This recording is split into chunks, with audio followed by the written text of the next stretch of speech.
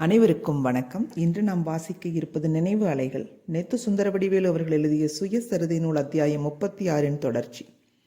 கண்ணுடையார் என்பவர் எவர்? கற்றோரே. மற்றோர் முகத்திரண்டு பொன்னுடையார்.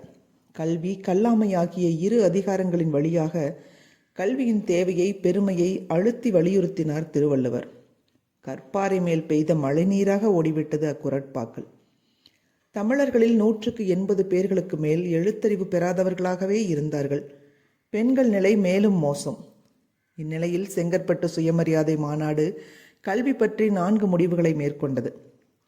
அவற்றிலே ஒன்று ஆழமான சமூக நீதி உணர்விலிருந்து முளைத்ததாகும். மற்ற வகுப்பு பிள்ளைகளுக்கு சமமாக கல்வி அடைகிற வரையிலும் தீண்டாதவர்கள் என்று சொல்லப்படுகிற வகுப்பினரின் பிள்ளைகளுக்கு பள்ளிக்கூடங்களில் புத்தகம், உண்டி, உடை முதலியவற்றை இலவசமாக அளிக்க வேண்டுமென்று இம்மாநாடு தீர்மானிக்கிறது. 55 ஆண்டுகளுக்கு முன்பு கொடுமைக்கு ஆளான அப்பிரிவினருக்கு நீதி கோரி முடிவெடுத்த மக்கள் இயக்கம் தந்தை பெரியாரின் தன்மான இயக்கமே ஆகும். 25 ஆண்டுகளுக்கு பிறகு அதே சமூக நீதி உணர்வுடைய ஏழை பங்காளர் காமராசர் தமிழ்நாட்டின் முதலமைச்சரானார். தமிழ்நாட்டு கல்வியின் பொற்காலத்தை தொடங்கி வைத்தார். எல்லா ஏழைகளுக்கும் இலவச உணவு, உடை, பாடநூல்கள் கிடைக்க வழிவகை செய்தார். அந்த அமைதி புரட்சியின் முன்னோடும் பிள்ளையாக இருக்கும் பேற்றினை நான் பெற்றேன்.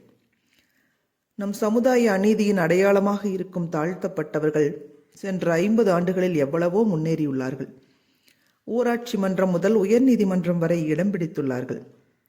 எல்லா நிலை கல்வியிலும் இடம்பெற்றிருப்பதும் மகிழ்ச்சிக்குரியதாகும். அப்படி வளர்ந்தவர்கள் வளர வேண்டியவர்களுக்கு ஆலோசகர்களாக, ஆதரவாளர்களாக, வழிகாட்டிகளாக, நண்பர்களாக செயல்பட வேண்டாமா? தங்கள் பிரிவை சார்ந்த மாணவ மாணவிகளின் பால் அக்கறை காட்டி தொடர்பு கொண்டு கருமமே கண்ணாயிருக்க, கல்வியிலேயே கருத்தாயிருக்க நெறிப்படுத்த வேண்டாமா?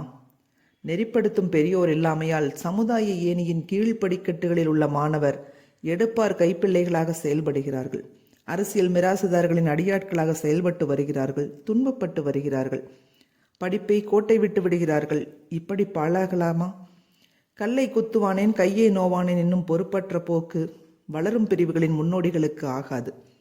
சமுதாய முன்னேற்றத்திற்கு அவர்கள் பெரிய தியாகம் செய்ய தேவையில்லை. ஓரளவு நேரத்தை ஒதுக்கி இளைஞர்களுக்கு நல்வழி காட்டுவது அவர்கள் தலையாய கடமையாகும். பள்ளிக்கு போகத்தக்க சிறுவர் சிறுமியர்களுக்கு ஆரம்ப கட்டாய கல்வி மாத்திரம் பொது நிதியிலிருந்து போதிக்கப்பட வேண்டும் என்பது மாநாட்டின் மற்றொரு முடிவு. இன்றைய நிலையில் இது குறுகிய கண்ணோட்டமே. ஆனால் 50 ஆண்டுகளுக்கு முன்பிருந்த நிலையில் இது புரட்சிகரமான முடிவு. பள்ளிக்கூடங்களே இல்லாத பல்லாயிரம் ஊர்களும் மழைக்கு கூட பள்ளியில் ஒதுங்காத பல லட்சம் மக்களும் இருந்த காலகட்டத்தில் இது முற்போக்கு முடிவு. கல்விக்கூடங்களில் பாடங்களை எம்மொழிகளில் கற்பிக்க, கல்வி ஸ்தாபனங்களிலே தாய் பாஷையும் பொது பாஷையாக அரசாங்க பாஷையும் தவிர மற்ற பாஷை படிப்புக்காக பொது பணத்தை உபயோகிக்க கூடாது என்று செங்கற்பட்டு மாநாடு முடிவு செய்தது. உயர்தர கல்விக்கு பொது நிதிகளை செலவழிக்க கூடாதென்றும், அப்படி செலவழிக்கப்பட வேண்டிய அவசியம் இருந்தால் வகுப்பு வாரி விகிதப்படி மாணவர்கள் தேர்ந்தெடுக்கப்பட வேண்டும் என்றும் இந்த முதல் சுயமரியாதை மாநாடு முடிவு செய்தது. இந்த முடிவில் 2 பகுதிகள் உள்ளன. முதற் பகுதி இன்றைக்கு ஓரளவு பொருந்தாது. 2ஆம் பகுதி இன்றைக்கும் பொருந்தும். வெவ்வேறு வகுப்புகளை கொண்ட சமுதாயத்தில் வகுப்புரிமை எல்லா துறைகளிலும் செயல்படுவதே நீதி. தொடர்வோம். அலைகள் ஓய்வதில்லை.